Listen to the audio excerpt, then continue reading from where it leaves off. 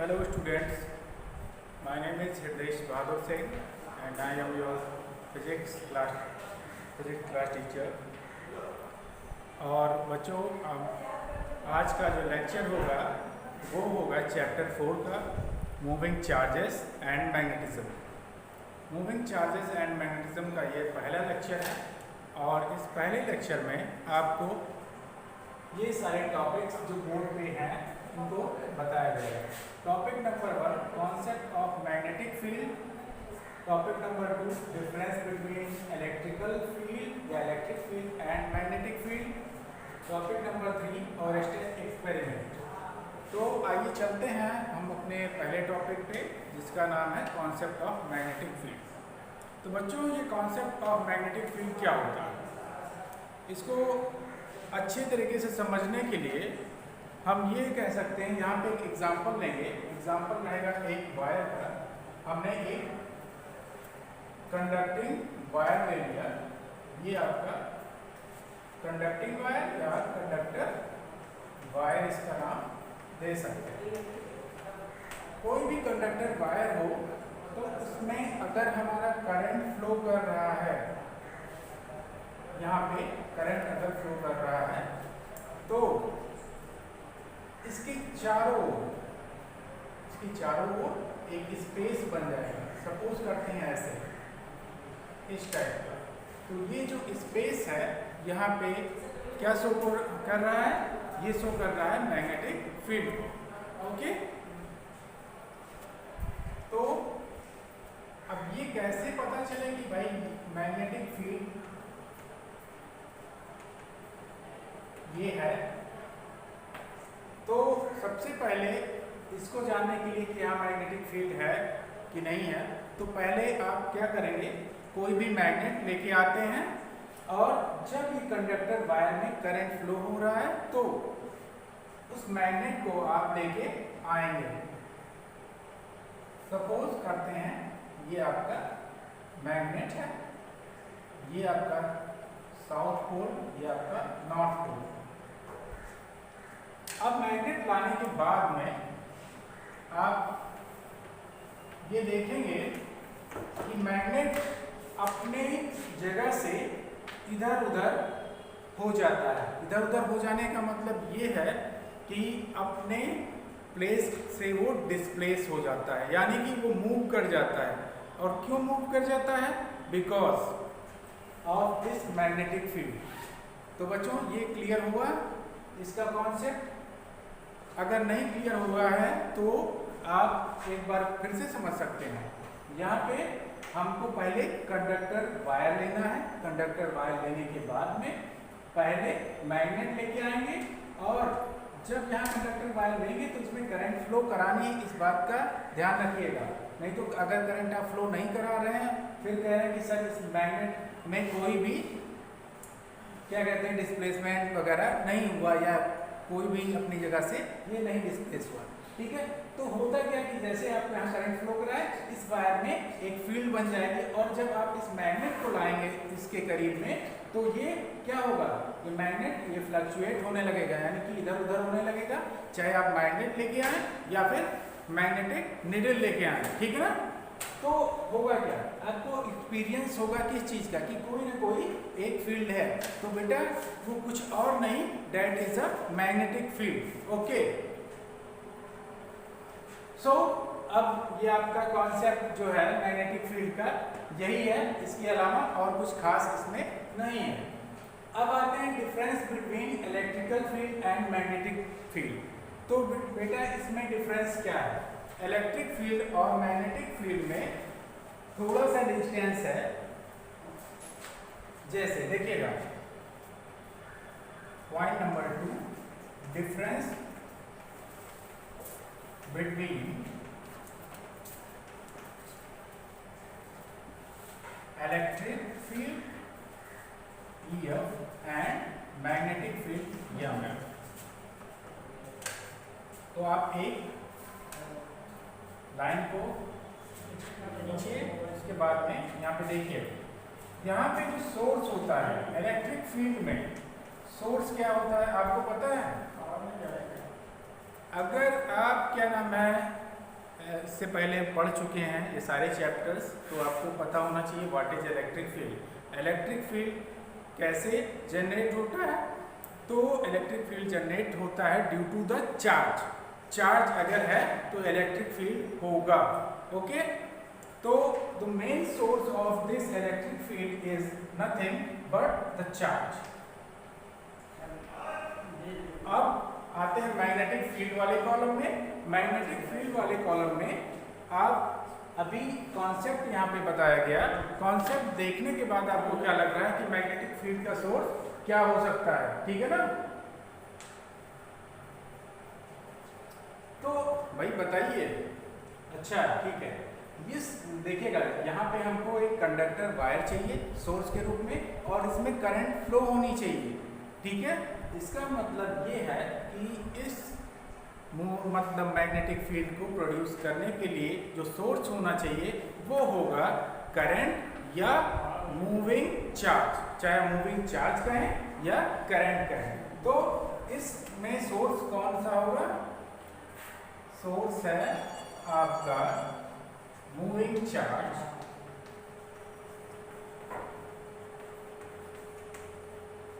और करंट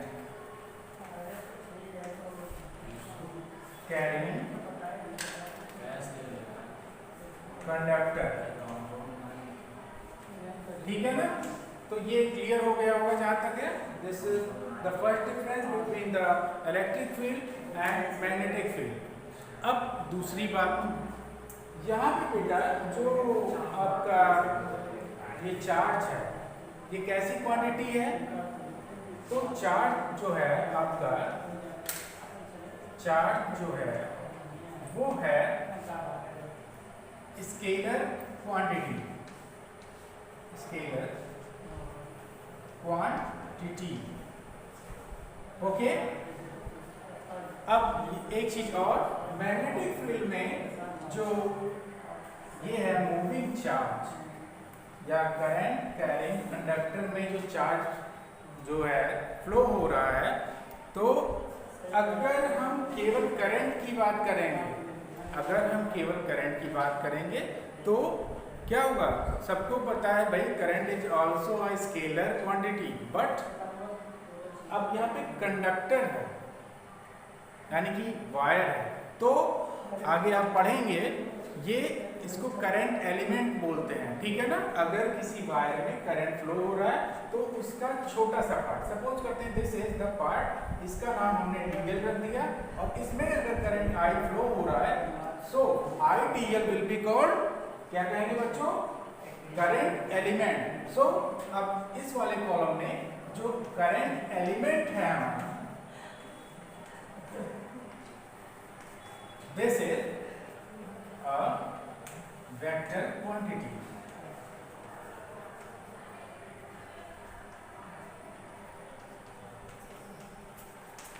आइए आगे से इसके बारे में जानते हैं और कौन कौन से डिफरेंस हैं।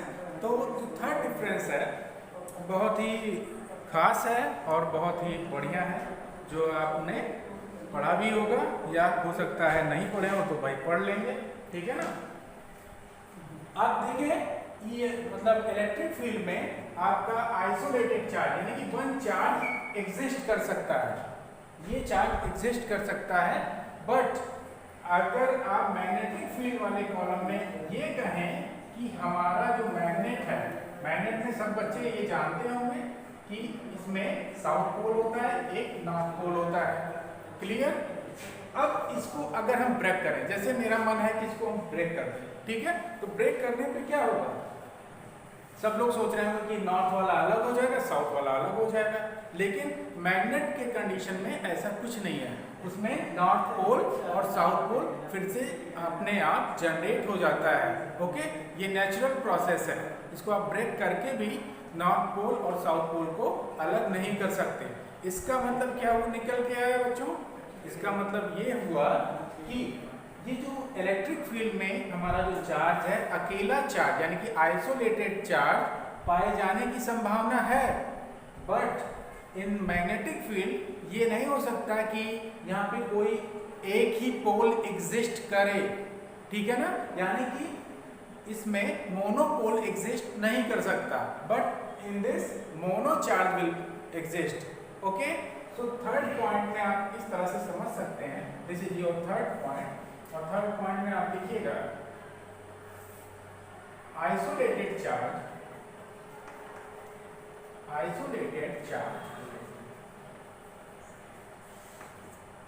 Exist,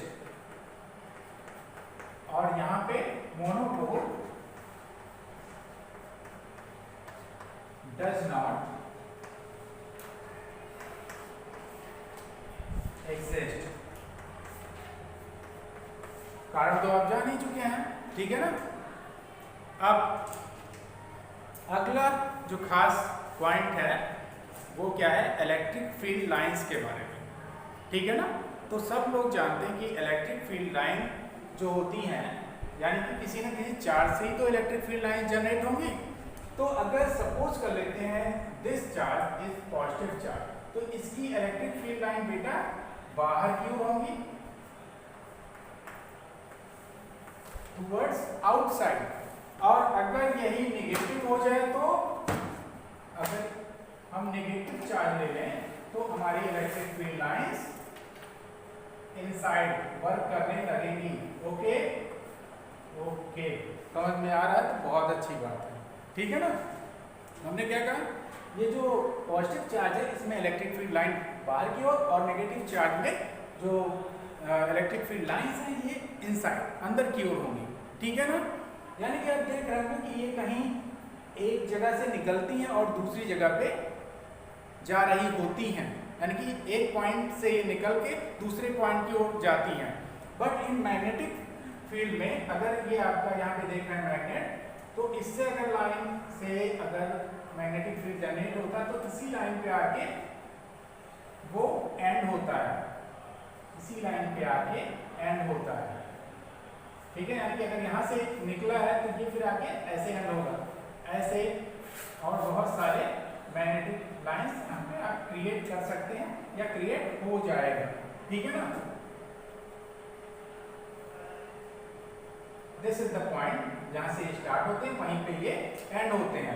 this is the last point of the difference between electric field and magnetic field. So student आप समझ चुके होंगे कि क्या मेन डिफरेंस है।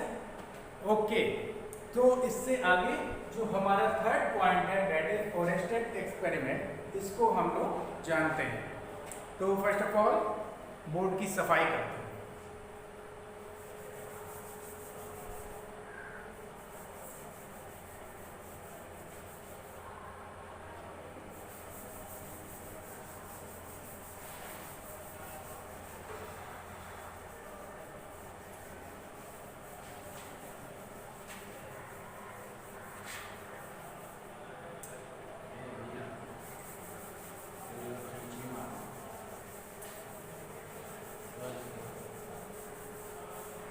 चलिए, बोर्ड भी हो गया साफ सुथरा, ठीक है ना। अब यहाँ पे देखिएगा जो हमारा आज का लास्ट टॉपिक जो ओरेस्टेड एक्सपेरिमेंट है, this is our last topic. ये तो इसमें बेटा क्या था ये एक्सपेरिमेंट, तो ये एक्सपेरिमेंट जो मतलब ओरेस्टेड ने किया था, ये समझ लीजिए कि इत्तेफाकन हो गया था, यानी कि वो कर कुछ और रहे थे और हो कुछ और गया, और उनको कुछ रिजल्ट मिले और उस रिजल्ट को वो देखे, और देखने के बाद उन्होंने ये कॉन्सेप्ट या अपना ये एक्सपेरिमेंट उन्हीं के नाम से हो गया, ठीक है। तो भाई क्या हुआ, तो कुछ खास नहीं हुआ था। हुआ क्या कि वो एक कंडक्टिंग वायर लिए होते या एक कंडक्टर वायर लिए होते।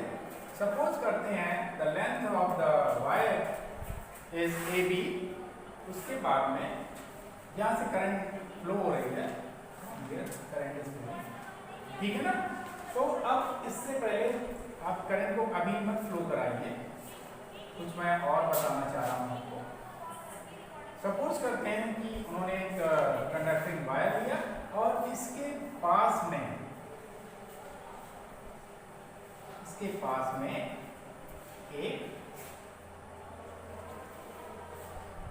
मैग्नेटिक नीडल को रख दिया, या यूं कहें रख नहीं दिया, रखा हुआ था। It was placed at that, ठीक है ना, जैसे इसी तरह से सब कुछ था। उसके बाद में जब इन्होंने इस वायर में करंट का फ्लो कराया तो इन्होंने ये देखा, क्या देखा, अभी first step, this is the first step.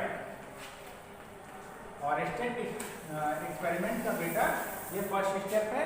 First step में और स्टेप ने क्या किया था, एक वायर लिया हुआ था और एक उसके बगल में मैग्नेटिक नीडल रखी हुई थी, या मैग्नेटिक कंपास रखा हुआ था, ठीक है। अगला स्टेप देखिए बच्चों, सेकेंड स्टेप। सेकेंड स्टेप ये था कि इस वायर AB में करंट आई फ्लो होने लगा। फ्लो होने पे ये हुआ, जैसे करंट इस वायर में फ्लो हुआ, इस मैग्नेटिक कंपास या मैग्नेटिक नीडल में क्या हुआ, फ्लक्चुएशन हुआ और ये इस डायरेक्शन में कुछ हल्का सा घूम गया।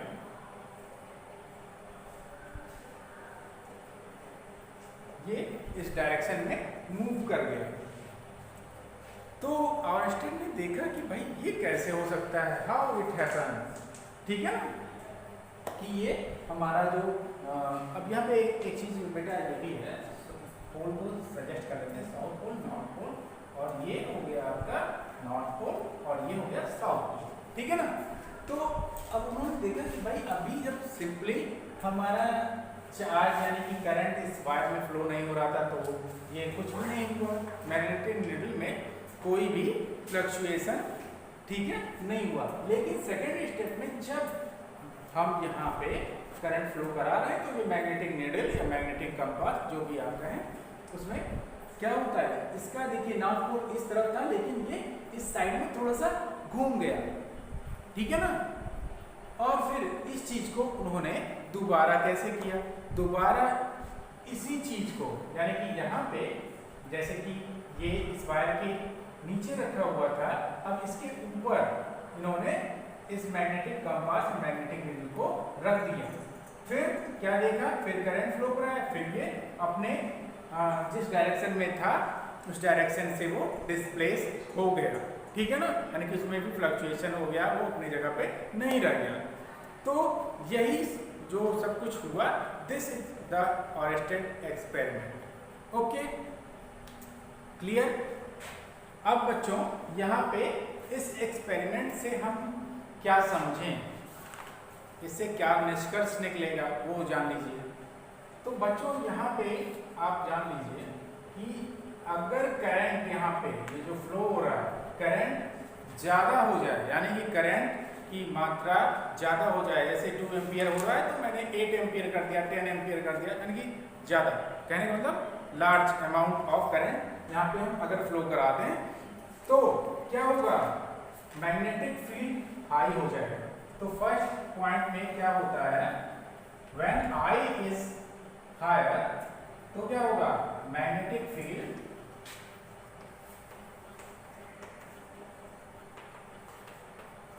भी ज्यादा होगा, यानी कि ये भी हाई होगा, ठीक है ना, क्लियर सबको है।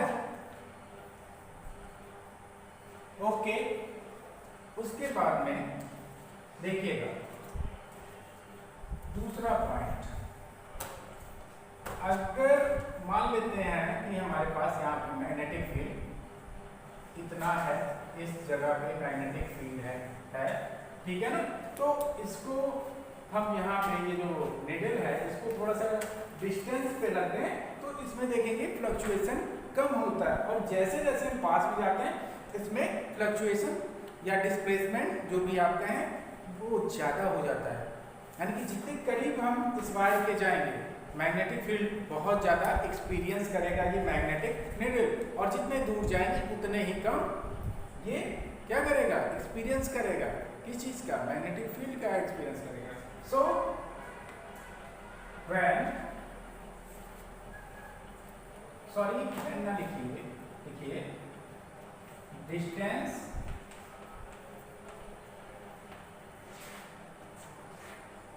आर, सपोज कर लेते हैं कि डिस्टेंस हमारा आर है इससे, ठीक है, किससे, इस वायर से और इस मतलब मैग्नेटिक नीडल का डिस्टेंस आर है, तो क्या हो जाएगा,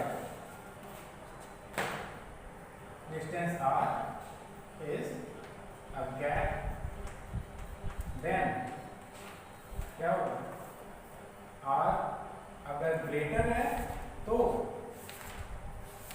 magnetic field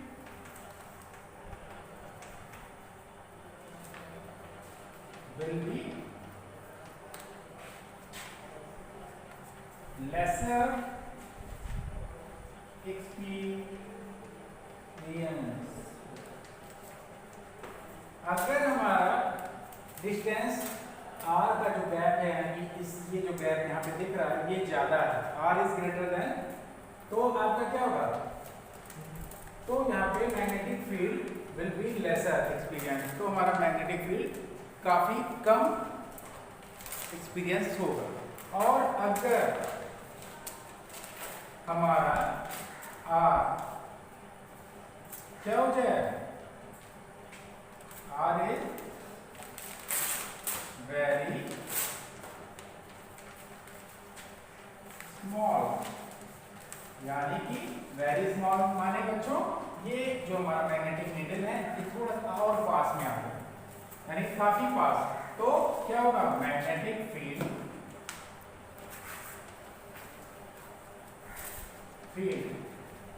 will be highly experience, highly experience. So ये था आज का टॉपिक और स्टेट एक्सपेरिमेंट। अगर इसमें कुछ और भी जानना है तो हम जानेंगे अब अगले लेक्चर में। So this is all about today's lecture. So बच्चों अब आप घर पे मेहनत करिए और पढ़ाई अच्छे से करिए।